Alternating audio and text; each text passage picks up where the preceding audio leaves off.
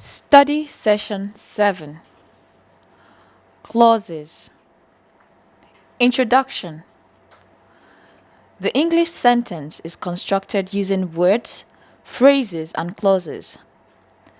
There are three major types of clauses.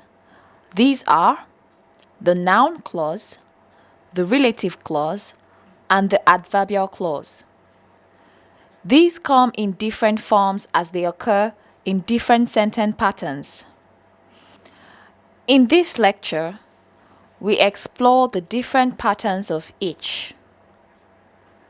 Objectives. At the end of this lecture, you should be able to 1. Identify clauses in different contexts. 2. State the role each plays wherever it occurs. 3. Use clauses effectively. And 4. Distinguish clause types. Pretest. 1. What is a clause? 2. How does it differ from a phrase? 3. How does a subordinate clause differ from a main clause? 4. What are the different types of clauses? A clause is described as a group of words having a subject and a predicate. This means that the clause has a finite verb. You will recall that in an earlier lecture, we had described a phrase as a group of words which lack a finite verb. This is the major difference between a phrase and a clause. Phrases have no finite verbs, clauses do. There are two basic categories of clauses. These are the main clause and the subordinate clause. Number 1. The main clause. The main clause, also called the principal, containing or independent clause, contains a subject and its predicate. More importantly, it can stand alone and be meaningful in a passage. Consider the following examples. A. Tunji thanks the pharmacist. B. Ahmad likes soccer. C. Ngozi prepared the food. D. Stephen washed the car. As these sentences show, there is a subject, Tunji, Ahmad, Ngozi, and Stephen, and what it did, represented by the verb. Notice that the verbs are finite. Number 2. The subordinate clause. The subordinate clause is also referred to as the embedded, contained, or dependent clause. Although it has its own subject and predicate, it must attach to a main clause to be fully meaningful. A subordinate clause is usually attached to a main verb through subordinating conjunctions such as because, when, where, who, which, that, if, how, etc. Examples of subordinate clauses include the following. A. Since Joy bought the bag. B. When the man returned from Mecca. C. Because Aldu passed the exam. D. Who drives the car? E. That the girl was rude. F. Which Philip kicked. As you would realize, the meanings of the expressions in A to F are incomplete. Each subordinate clause requires a main clause to become meaningful. To make them complete, we provide a main clause for each. A. Since Joy bought the bag, everyone has been admiring it. B. When the man returned from Mecca, everyone went to greet him. C. We were pleased because Audu passed the exam. D. The man who drives the car is a soldier. E. The teacher said that the girl was rude. F. The dog, which Philip kicked, growled. Notice that the subordinate clause can be replaced at the beginning, middle, or end of a sentence. Number 3. Types of subordinate clauses. There are 3 major types of subordinate clauses. These are the relative clause, the noun clause, and the adverbial clause. The relative clause. The relative clause is also called the adjectival clause.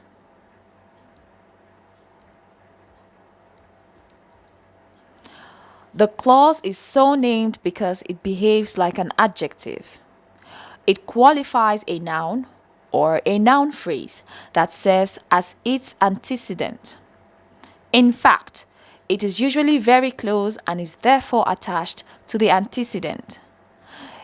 It is usually attached to the main clause with the use of subordinating conjunctions such as which, who, whose, whom, and that. Witness the following examples. A. The boy who killed Goliath was David. B. The lawyers whom he met at court were foreigners. C. James liked the house that his father built. D. The man whose son won the prize thanked the teachers. E. The novel, which won the award, was announced last night. The relative clause has 2 forms. These are the restrictive or defining relative clause and the non-restrictive or non-defining relative clause. The restrictive relative clause limits the scope of reference of a relative pronoun to a particular number stated in the antecedent. A. The students who passed the exam were promoted. B. My son who lives in London is a medical doctor. In the first sentence, not all the students passed, so the relative clause refers to only those that passed. In the second sentence, only one son out of 2 or more is referred to. Now, compare these sentences with the following. C. The students who passed the exam were promoted. D. My son, who lives in London, is a medical doctor. In C, all the students passed. The relative clause provides additional information which is not directly relevant to the interpretation of the antecedent, the students. The same situation obtains in D. The speaker has only one son, and the information in the relative clause is only additional. How do we know that some information is not directly relevant? The relevant clause is set off from the antecedent by commas. This means that the information may be deleted without injuring the meaning of the antecedent. Thus, such clauses which do not directly define the antecedent are called non-restrictive or non-defining relative clauses. Finally, you should note that the relative pronoun may be missing from relative clauses as in the following. A. The books we bought were costly. B. The man John visited gave him an apple. In these sentences, the relative pronouns are crossed out. Notice, however, that whether they are crossed out or not, the sentences remain grammatical and meaningful. The noun clause. The noun clause is a group of words that performs the function of a noun or noun phrase. This means that the noun clause can occur in those positions where the noun or the noun phrase can occur. See discussions under noun phrase. The only difference between the noun clause and the phrase is the presence of a finite verb in the clause. Noun clauses are often introduced by words such as what, that, and how. Here are some examples. A. He said that Shade is angry. B. Ojo knows what John bought at the supermarket. C. Obi claimed that he was a genius. D. Ndidi asked Khalid how he proved the theorems. The adverbial clause. These are clauses that modify an adverb, a verb, or an adjective. Adverbial clauses are often introduced by subordinating conjunctions such as if, when, whenever, as if, because, unless, although, even though, as soon as, so that, etc. The adverbial clauses take different forms in sentences. This depends on the functions they perform. The following are some of the different functions they perform. 1. Time adverbial. This clause type specifies the time an action took place.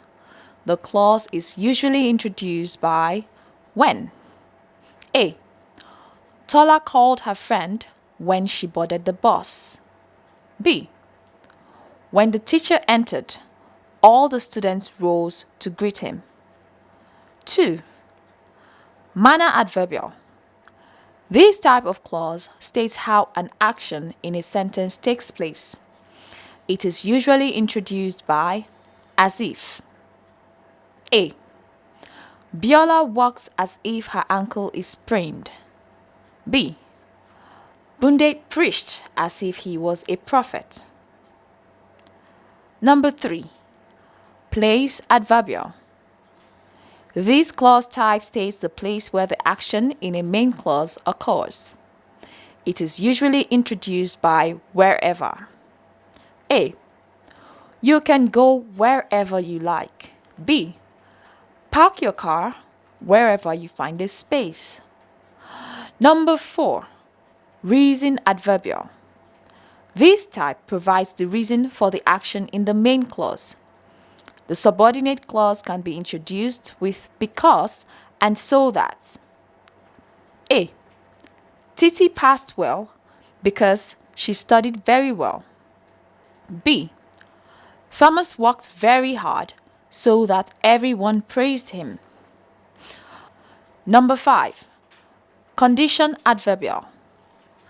This type gives the conditions under which the events in the main verb will occur or be executed. Sentences in which adverbial clause of condition appears are usually called conditional sentences. The clause is often introduced by unless and if. A. Unless Kunle leaves early, he will miss the school bus. B. If Janet comes to our house, I'll show her my new dress. In some cases, the conditional adverbial clause is used to state a wish, a probability, or a hypothetical situation. Here are examples. A. If I were the president, I would establish more universities. B. If Ezima were a boy, her father would be happy. C. If you went to Lagos, you would see the Bar Beach. D. Unless you climbed a ladder, you could not take the cloth from the rack. Number 6. Result adverbial. This type gives the result of the events in the main clause. The clause is usually introduced by so. A. Ugo worked hard, so she won a prize. B. Pat stained her dress, so she changed it for another. Number 7. Concession adverbial. This type refers to the situation that exists before the action in the subordinate can occur. It is usually introduced by though and although. A. Although he is strong, Abubakar cannot lift the iron box. B. Even if the politician wins in the election, the EFCC will arrest him. Study Session Summary. In this lecture, we have discussed the clause. Specifically, we examined the main clause and the subordinate clauses. We stated that subordinate clauses can be of three types: the noun clause, the relative clause, and the adverbial clause. We also looked into the role each of them plays in a sentence. And that ends Study Session 7. Thank you for listening.